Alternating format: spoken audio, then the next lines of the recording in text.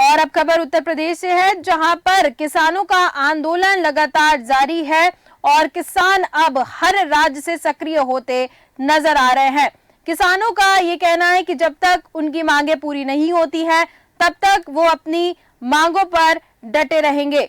लगातार किसानों का प्रदर्शन जारी है और उत्तर प्रदेश के किसान भी अब बॉर्डर पर आना शुरू कर चुके हैं। ट्रैक्टर ट्रॉली लेकर किसान बॉर्डर पर आते नजर आ रहे हैं और इसी पर हम चर्चा करेंगे, ज्यादा जानकारी लेंगे। हमारे साथ रवि अवस्थी जी जुड़ चुके हैं जो कि वरिष्ठ पत्रकार हैं। रवि अवस्थी जी, बहुत बहुत स्वागत है आपका देश न्यूज पर। जी नमस्कार जी रवि जी, ये किसानों का जो आंदोलन जारी है, पिछले कई दिनों से किसान संघर्ष करते नजर आ रहे हैं, लेकिन पहले तो दिल्ली बॉर्डर्स पर ये सारी चीजें हो रही थी, लेकिन अब हम राज्य स्तर पर देखें तो अलग अलग राज्य में किसान आंदोलन करने को मतलब हर जगह से आंदोलन होता नजर आ रहा है। हम उत्तर प्रदेश की बात करें, मध्य प्रदेश की बात करें तो हर जगह किसान अब एक्टिव नजर आ रहे हैं। इससे क्या हो रहा है, जब वो हर राज्य में आंदोलन करते दिख रहे हैं तो कहीं ना कहीं प्रशासनिक व्यवस्था में चूक नजर आ रही है, कुछ व्यवस्थाएं भी डगमगाई नजर आ रही हैं। आखिर किसानों की जो मांग है उसका हल क्यों नहीं निकलता नजर आ रहा है? देखिए, मैं किसानों की मांग का हल एक अलग विषय है, लेकिन आज जो आंदोलन हुए हैं, आपको ध्यान होगा आज किसान आंदोलन का 14वां दिन है और वैसे तो किसान जो संगठन है आंदोलन करता, उन्होंने 29 फरवरी तक जो है अपना आंदोलन स्थगित यानी दिल्ली कूच जो है इस तरीके से स्थगित रखा है जी।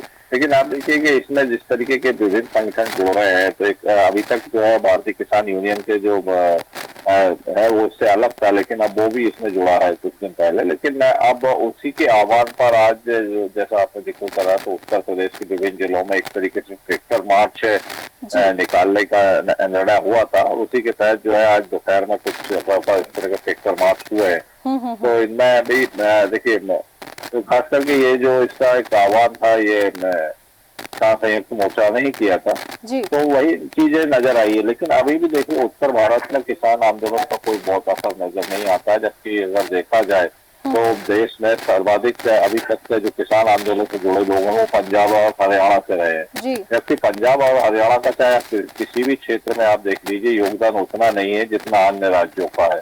तो ऐसी स्थिति में किसान आंदोलन जो है किस तरीके से आगे बढ़ पाएगा, क्योंकि अन्य राज्यों के उसको कोई बड़ा समर्थन नहीं मिल पा रहा है। छुटपुट आंदोलन हो सकते हैं, जैसे कि उदाहरण के तौर पर आज अशोकनगर में कुछ किसानों ने वहाँ पर प्रदर्शन करने की कोशिश की, सांसद के आवास को घेराव करने की कोशिश की, लेकिन इनकी संख्या बहुत गिनी चुनी है ना, बहुत कम रही है ना। उत्तर भारत में अभी इसका कोई प्रभाव नजर नहीं आ रहा है और इसके चलते ही मुझे लगता है कि पंजाब और हरियाणा के जो किसान है वो अलग थलग पड़ते नजर आ रहे हैं। इसीलिए देखिए, अब बार बार वो अपने आंदोलन को स्थगित करते हैं। अभी फिलहाल आंदोलन उनका कल से स्थगित हुआ है और 29 फरवरी के बाद वो उन्होंने कहा कि आगे का निर्णय लेंगे। बिल्कुल। तो ये अपने आप में देखा जाए तो काफी विडंबना है कि एक तरीके से जो उनकी मांग है एमएसपी को कानून बनाने की, यही सबसे बड़ी बाधा है, क्योंकि दुनिया के किसी भी देश ने अभी तक एमएसपी को लेकर कानून नहीं बनाया। खास करके आप देखेंगे तो विश्व व्यापार संगठन की जो शर्त है वो यही है कि आप इसका कानून नहीं बनाया जा सकते। तो इसीलिए आज देखिए, सोमवार को जो है कई किसानों के समर्थन में संयुक्त किसान मोर्चा ने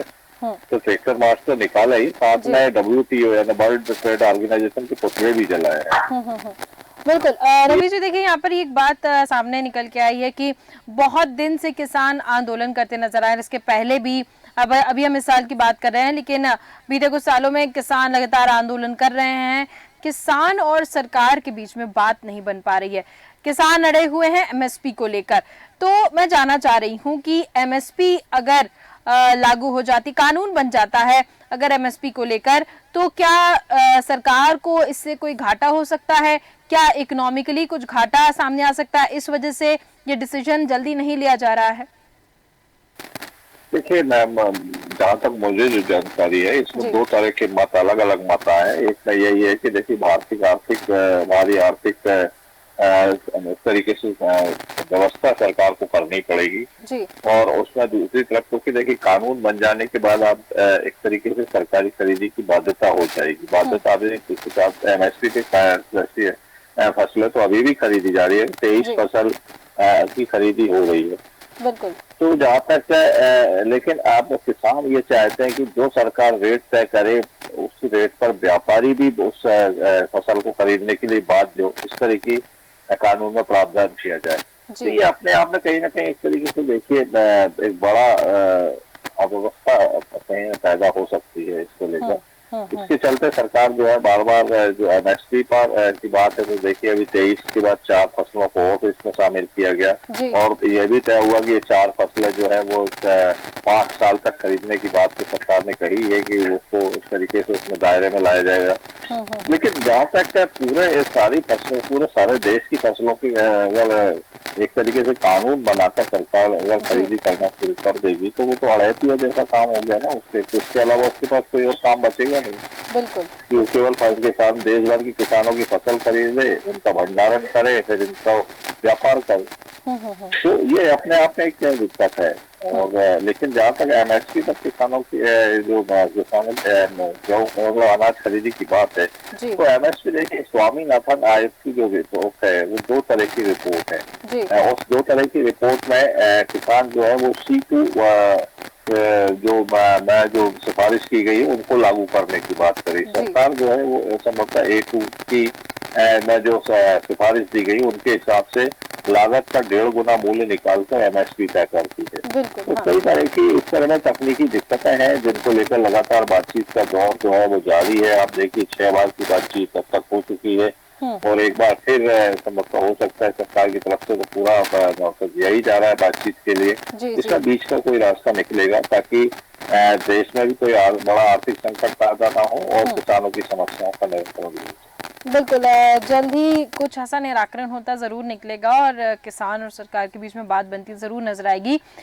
लेकिन कहीं ना कहीं रवि अवस्थी जी ये भी बात सामने आ रही है, किसान कुछ लोग कह रहे हैं कि किसान जो आंदोलन कर रहे हैं उस आंदोलन की वजह से आम जन को काफी समस्याओं का सामना करना पड़ रहा है। शासन प्रशासन भी काफी गंभीर है, उसके बाद भी कुछ ऐसी चीजें हो जा रही हैं जैसे अभी एक किसान की मौत हो गई, किसी पुलिसकर्मी की मौत हो गई। तो ऐसी चीजें जब हो रही हैं तो ये कहीं ना कहीं गलत संदेश जा रहा है। नहीं, संदेश गलत जा रहा है वो तो ठीक बात है, लेकिन आप देखिए ना कि एक इसके पीछे कई और कारण भी है। आप देखिए कि इसके आंदोलन में एक बार फिर से भाई पंजाब और हरियाणा के किसान है। अगर पंजाब की खेती में भागीदारी की बात करें तो आज चाहे गेहूं का उत्पादन हो या अंडे का उत्पादन हो या दूध का उत्पादन हो, पंजाब कहीं भी इसमें आगे नहीं, अव्वल नहीं है। अगर देखिए गेहूं उत्पादन की बात करें तो आज उत्तर प्रदेश और मध्य प्रदेश जो है वो नंबर 1 पर है, नंबर 1 और नंबर 2 है। उसके बाद कहीं इसका मतलब पश्चिम बंगाल और उत्तर प्रदेश से भी पंजाब जो है पीछे है। इसी तरह अगर आप हॉर्टिकल्चर की बात कर ले, यानी अगर गेहूं की बात करें तो देखिए पंजाब में कुल जो उत्पादन देश में होता है उसको केवल 12% उत्पादन पंजाब में होता है। तो एक तरीके से जबकि मैंने बताया कि उत्तर प्रदेश और मध्य प्रदेश तो इसमें कहीं इस मामले में कहीं आगे है। इसी तरह धान की स्थिति में भी देखिए पश्चिम बंगाल और उत्तर प्रदेश सबसे आगे है, पंजाब कहीं नहीं है। बागवानी में भी उत्तर प्रदेश, पश्चिम बंगाल, मध्य प्रदेश, बिहार और गुजरात सबसे शीर्ष पर है। पंजाब का यहाँ पर भी कोई अगर देखा जाए सब्जी उत्पादन में कोई बहुत बड़ा जी बिल्कुल रवि अवस्थी जी, बिल्कुल आपने सही कहा कि कहीं ना कहीं किसानों की बात मानी जाएगी और केंद्र सरकार और किसानों के बीच की बात जो है वो बनती दिखेगी कुछ ही क्षण में। बहुत बहुत धन्यवाद रवि अवस्थी जी हमारे साथ जुड़ने के लिए और तमाम जानकारियां देने के लिए। तो किसानों की बात हो रही थी और किसानों को लेकर लगातार जो केंद्र सरकार है वो असमंजस की स्थिति में बनी हुई है। किसान का भी आंदोलन जारी है, लेकिन अब ये भी देखना होगा कि किस तरीके से जल्दी से केंद्र सरकार अपने कुछ नियम कानून लाती है और किसान उस पर सहमति जताते हैं या फिर नहीं, और किसान और सरकार के बीच का जो झगड़ा है ये कब समाप्त होगा ये देखना होगा जब केंद्र सरकार अपने निर्णय लाती है।